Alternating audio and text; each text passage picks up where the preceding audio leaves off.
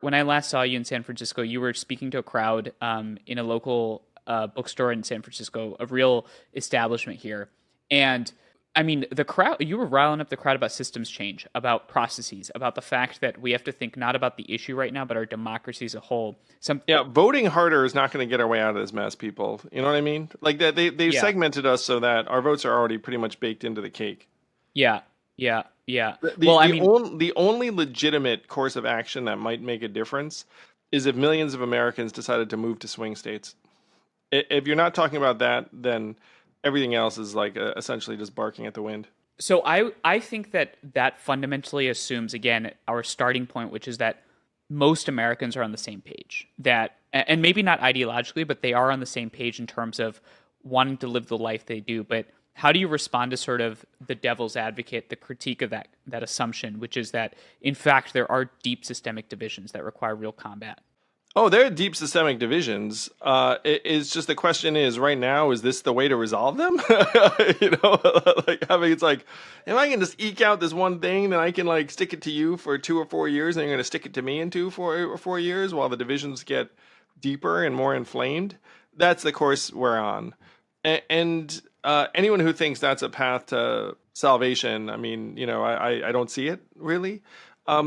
So the question is, how can we change that dynamic so that there's a resolution? And I would use women's reproductive rights as a great example where, look, right now, the majority of people are not getting what we want, in large part because of the system. And this includes people with R's next to their name. And so if you just decide, look, it's blue versus red, then we wind up with this deranged result that the vast majority of us don't want. You should be able to look up and say, you know what? We should try and reorient the system. And then if you get that, then you can put a lot of things in for women's reproductive rights. Reasonable, common sense firearm regulation, climate change, you name it. I mean, right now we're just being set up, and it's disintegrating around us all the time. I remember when I was a freshman at UC Berkeley. This was like 2017, right after the Milo Yiannopoulos protests had happened around free speech. Afterwards, we were sitting in this classroom, right? And in this classroom, this professor starts talking about the protests. This one student gets up and starts shouting at this professor. There's like 15 students in this classroom. I mean, this was basically my introduction to politics in a nutshell. This one student stands up, starts shouting at the professor, saying, "This is a bad idea," going a little crazy. This other kid gets up, starts shouting at the student. So now the students are shouting at each other, right? There's two of them. The rest of us 13 are just sitting there completely silent. You know, me being my very, normal, Asian self, ceding authority to those in power, just sitting back, watching these two go at it. 13 of us are sitting there. I'm like, this is insane. Nobody says anything. We leave the classroom. 13 of us get together. We have a conversation. I was like, "Did you like that?" Nobody liked that. Everybody was not. Nobody was on the same page. Everybody felt like this was a terrible. And then I suddenly realized if one of us had given the other 12 of us the social permission to stand up and say, "No, your method of operating is wrong," it empowers the majority. What I say, the hopeful majority of people to actually do something about it. That's just to me. That seems like our politics in a nutshell. There's one person on one side, one person on the other. It's a tyranny of the minority in an essence. Yeah, it's what we have to do is give each other permission and then build a tribe, whether it's Bridge USA or Forward Party, and then say, look, guys, put the pitchforks and Molotov cocktails down, please, and let's try to figure out how we can live together and maybe even advance common solutions. And I referred to a couple of issues earlier that are dividing the American people, though there is actually a pretty strong consensus on both of them. I mean, when I ran for president, I believe certain things. I think most people can figure out where I am on a lot of issues. I mean, heck, I had like 140 policy positions during the presidential. But the main impetus for my running was that I think this economy is going to become dehumanizing and punitive, and it already is. And then AI is going to come online and kick everyone to the curb. I was just on the picket line with the actors and writers in Hollywood, and I mean, the studios are trying to scan 1,000 background actors and then never hire a background actor again. Which, by the way, makes perfect sense for them. It's just like, what's that? I need young, handsome South Asian, I've got one right here.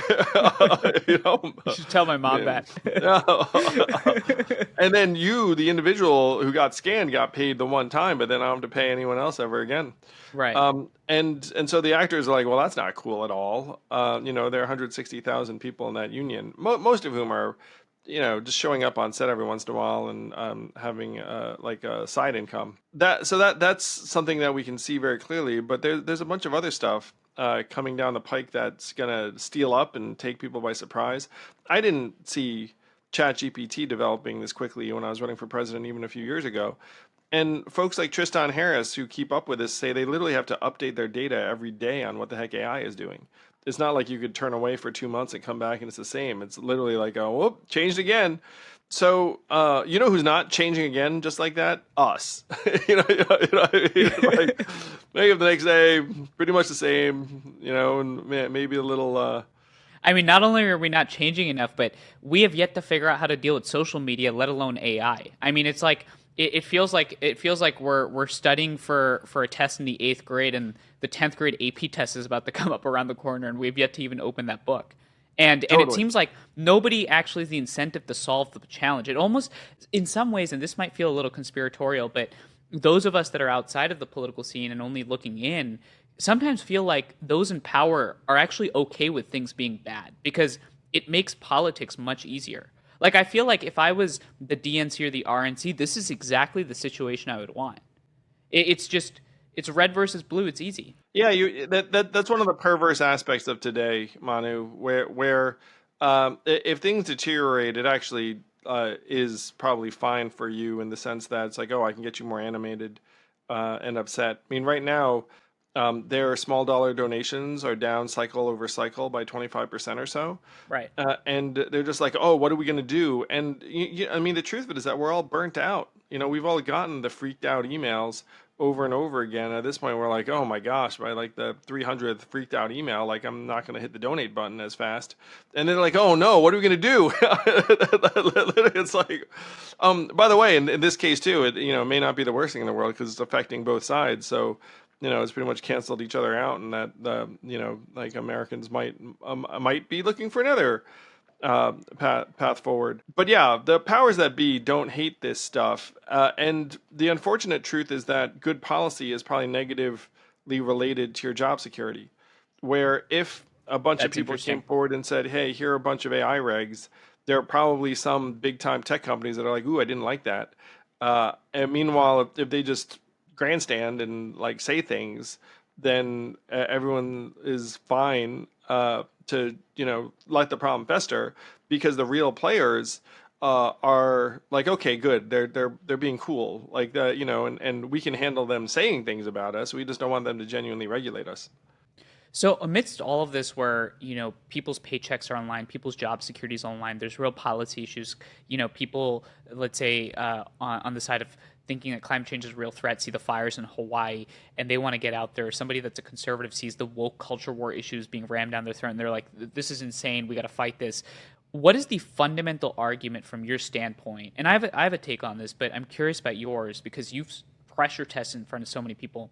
What is your fundamental take on how you break through that noise to actually make people think about the system as opposed to that really unfortunate, you know, disaster event in that certain state or that really unfortunate job loss that's about to come around the corner. And you say, hey, we need to vote for the person that's voting to ensure that primaries and gerrymandering are not a thing, in the way that they are in the status quo.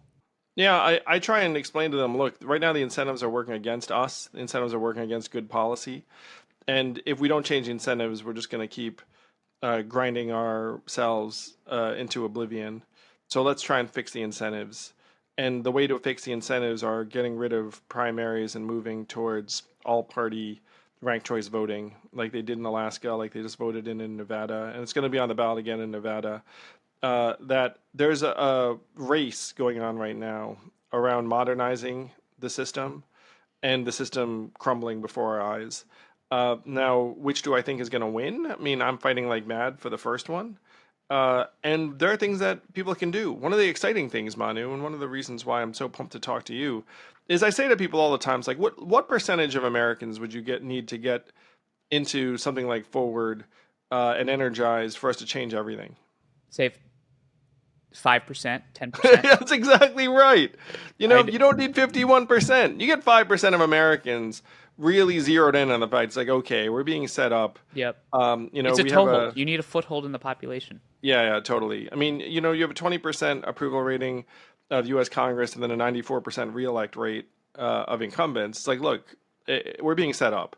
We're getting carved into blue and red zones, and they're just patting us on the head and saying there's absolutely nothing you can do. So if 5% of us stand up and say, okay, I get the game now, and I'm going to shake it up so that you have to listen to the general population instead of just your cronies and the special interests and the ideological edge, that's where we're going, and we will vote for people that represent that. You get 5% of Americans into it, we change everything.